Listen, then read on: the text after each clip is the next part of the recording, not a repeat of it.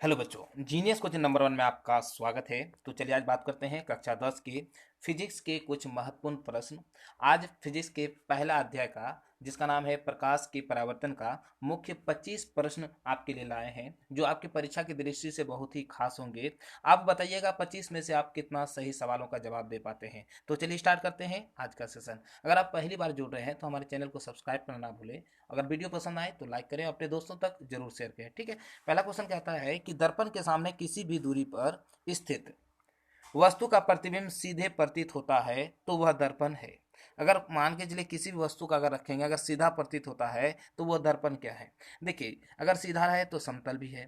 ठीक है। और उत्तल में उस जैसे केवल केवल समतल, केवल अवतल, या केवल उत्तल, या समतल अथवा उत्तल। यहाँ पे देखिए, सीधा जो बनता है वो कि समतल में भी बनता है और उत्तल में भी बनता है। तो दोनों जो ऑप्शन है ऑप्शन नंबर डी में है, इसीलिए राइट आंसर क्या हो जाएगा, ऑप्शन नंबर डी, समतल और उत्तल। देखते हैं सवाल नंबर 2 क्या कहता है।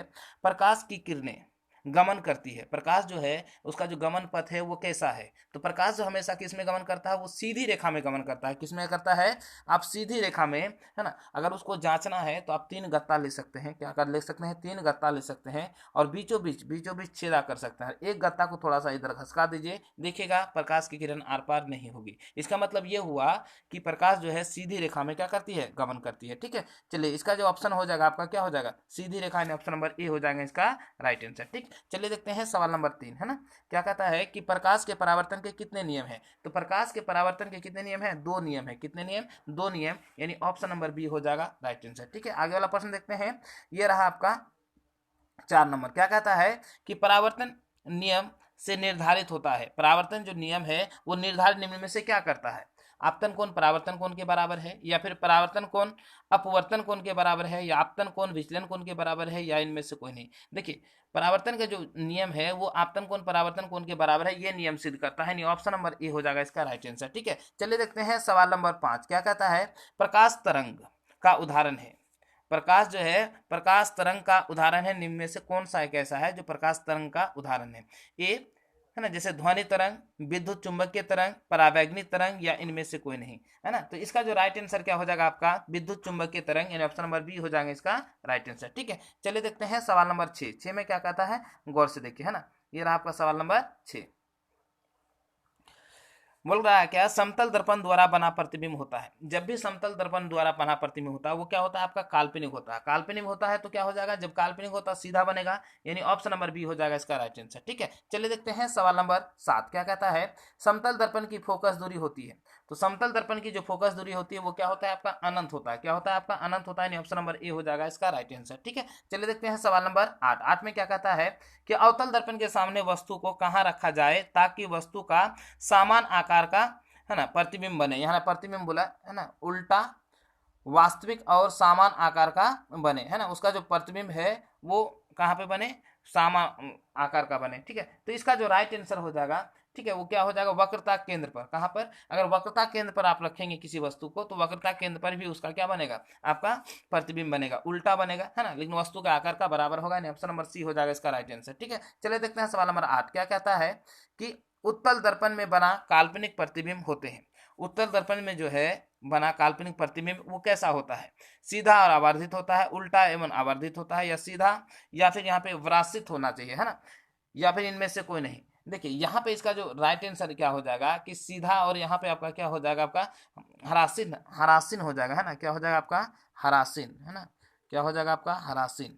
हरासीन मतलब धीरे धीरे समाप्त होना। तो इसका राइट आंसर क्या हो जाएगा, ऑप्शन नंबर सी हो जाएगा इसका राइट आंसर। ठीक है। चलिए देखते हैं सवाल नंबर 10 में क्या कहता है कि दर्पण का सूत्र है। तो दर्पण का सूत्र आपको पता है कि 1/v प्लस 1/u बराबर क्या होता है, 1 बराबर आपका क्या होता है, 1/f, 1/f।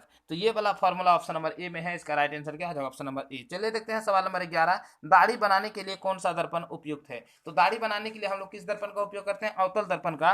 तो ये राइट आंसर हो जाएगा अवतल दर्पण, यानी ऑप्शन नंबर सी हो जाएगा इसका राइट आंसर। ठीक है। चलिए देखते हैं सवाल नंबर 12 क्या कहता है। किसी कार के अग्रदीप में प्रयुक्त दर्पण निम्नलिखित में से है, मतलब ठीक है, निम्नलिखित में से कौन सा आपको बताना है। तो देखिए, अग्रदीप में जब प्रयोग किया जाता है तो अवतल दर्पण का प्रयोग किया जाता है, ऑप्शन नंबर ए हो जाएगा इसका राइट आंसर। ठीक है। चलिए देखते हैं सवाल नंबर 13 में क्या कहता है, गौर से देखिए, है ना। ये रहा आपका सवाल नंबर 13। बोला किस दर्पण का उपयोग पार्श्व दृश्य दर्पण के रूप में किया जाता है, मतलब पीछे का दृश्य को ज्यादा बड़ा देखने के लिए किस दर्पण का उपयोग किया जाता है। तो आपको पता है साइड मिरर के रूप में जो जिस दर्पण का उपयोग किया जाता है उसी के बारे में बता रहा है, यानी उत्तल दर्पण हो जाएगा। क्या हो जाएगा? उत्तल दर्पण, यानी ऑप्शन नंबर ए हो जाएगा इसका राइट आंसर। ठीक है, चलिए देखते हैं सवाल नंबर 14 क्या कहता है कि नई कार्तीय है परिपाटी के अनुसार दर्पण के सामने रखे गए बिंब की दूरी ली जाती है। मतलब नया जो है आपका यहाँ पे चिन्ह परिपाटी हो ना, कर्तीय तल जो है उसके अनुसार जो है जो आपका सामने वस्तु रखा जाता है तो उसकी दूरी मापी जाती है किससे? धनात्मक, ऋणात्मक, या फिर धनात्मक, ऋणात्मक, या इनमें से कोई नहीं। बताइए इसका जो राइट आंसर क्या हो जाएगा? वो ऋणात्मक हो जाएगा। क्या हो जाएगा आपका? ऋणात्मक हो जाएंगे राइट आंसर। ठीक है, चलिए देखते हैं सवाल नंबर 15 क्या कहता है, निम्न में से किस दर्पण का फोकस दूरी धनात्मक होता है। तो आपको पता है निम्न में से जहाँ समतल दर्पण का फोकस दूरी क्या होता है? धनात्मक होता है, यानी ऑप्शन नंबर सी हो जाएगा इसका राइट आंसर। क्या हो जाएगा? ऑप्शन नंबर सी हो जाएगा इसका राइट आंसर। ठीक है,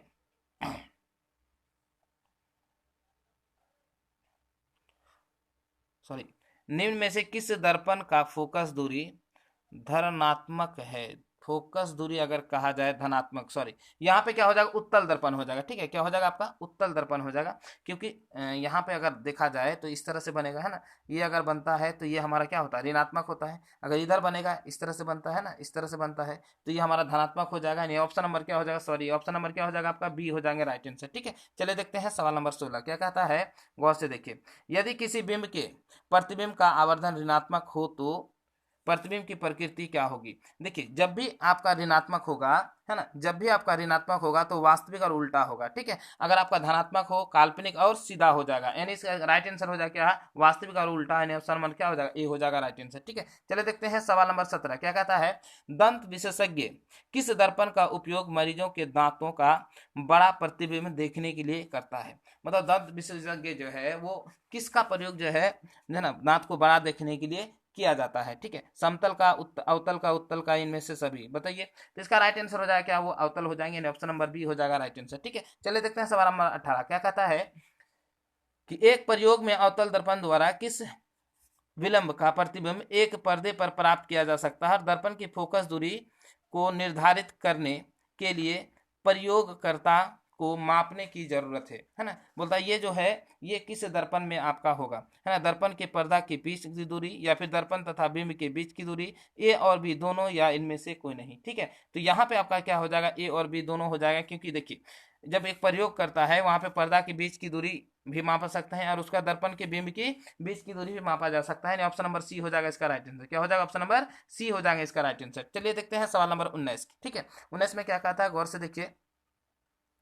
बोले गोलीय दर्पण, यहाँ गोलियां लिखा हुआ, गोलीय दर्पण परावर्तक पृष्ठ की वृत्ताकार सीमा रेखा का व्यास कहलाता है। गोलीय दर्पण का जो है व्यास क्या कहलाता है? मुख्य अक्ष, फोकस, वक्रता, त्रिज्या, प्रधान अक्ष, या गोलीय जैसे दर्पण का द्वार वृत्ताकार है ना। क्या बताता है आपको बताना है। अगर आपको कौन आंसर पता है तो कमेंट सेक्शन में आप जरूर बता सकते हैं। इसका राइट आंसर हो जाएगा ऑप्शन नंबर डी हो जाएगा इसका राइट आंसर। ठीक है, चलिए देखते हैं सवाल नंबर 20 क्या कहता है, निम्नलिखित में कौन सा उत्तल दर्पण की फोकस दूरी है ना वक्रता त्रिज्या इतना सेंटीमीटर है। अगर वक्रता त्रिज्या है तो इसको आधा कर दीजिए है ना। क्या करना है? आधा कर देना है। तो 32 का आधा कितना हो जाएगा? 16। जब 32 का आधा आपका 16 हो जाएगा तो इसका जो राइट आंसर हो जाएगा क्या? ऑप्शन नंबर सी हो जाएगा राइट आंसर। ठीक है, क्या हो जाएगा? सी। चलिए देखते हैं सवाल नंबर 21 क्या कहता है, हजामत के लिए किसी दर्पण का उपयोग किया जाता है। जैसे हजामत है दाढ़ी बनाने के लिए जो है किस दर्पण का उपयोग किया जाता है? तो हजामत करने के लिए अवतल दर्पण का उपयोग किया जाता है। ऑप्शन नंबर ए हो जाएगा इसका राइट आंसर। ठीक है, चलिए देखते हैं सवाल नंबर 22। 22 में क्या कहता है कि काल्पनिक प्रतिबिंब होता है, काल्पनिक प्रतिबिंब जो है वो हमेशा क्या होगा? सीधा होगा। क्या हो जाएगा आपका? सीधा होगा। इन ऑप्शन नंबर ए हो जाएंगे इसका राइट आंसर। ठीक है, क्या हो जाएगा आपका? सीधा हो जाएंगे है ना। देखते हैं सवाल नंबर 23। 23 में क्या कहता है, गोलीय दर्पण के है ना अक्ष का अंतर यानी त्रिज्या जो अंतर है, यहाँ पे वक्रता त्रिज्या के बीच संबंध है।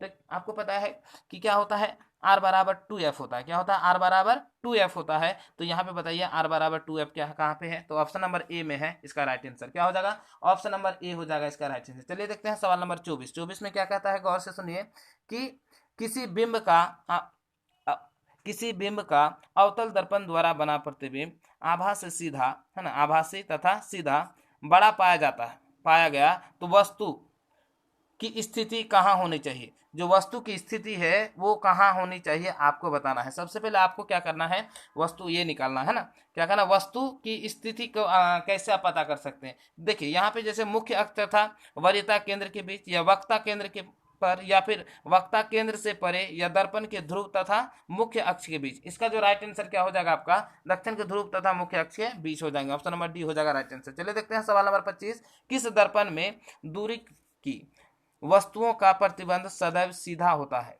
केवल अवतल का, बी केवल उत्तल का, केवल समतल का, या फिर अवतल या उत्तल का। बताइए किस में से आपका ये हो जाएगा, है ना, सदैव सीधा दिखाई दे जाएगा, है ना। आपको बताना है इसका राइट आंसर क्या हो जाएगा। तो ये हो जाएगा क्या, या तो अवतल या फिर उत्तल, यानी ऑप्शन नंबर क्या हो जाएगा आपका, ऑप्शन नंबर क्या हो जाएंगे, डी हो जाएगा इसका राइट आंसर। ठीक है, बताइए 25 में से आप कितना सही सवालों का जवाब दे पाए, कमेंट्स में जरूर बताइएगा। हाँ, अगर आपको किसी प्रकार का सजेशन देना है या किसी भी इसमें डाउट है तो आप कमेंट्स में जरूर बताइएगा। तो चलिए यहीं पे अपना वीडियो करते समाप्त। जय हिंद।